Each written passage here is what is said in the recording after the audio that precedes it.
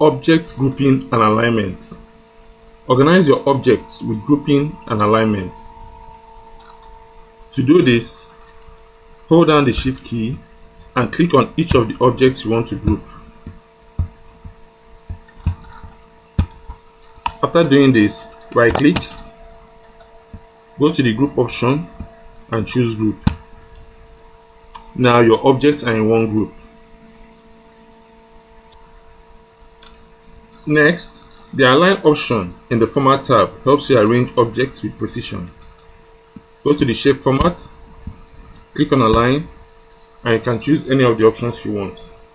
You can align left, you can align right, you can align center, and there are many more options that you can choose from.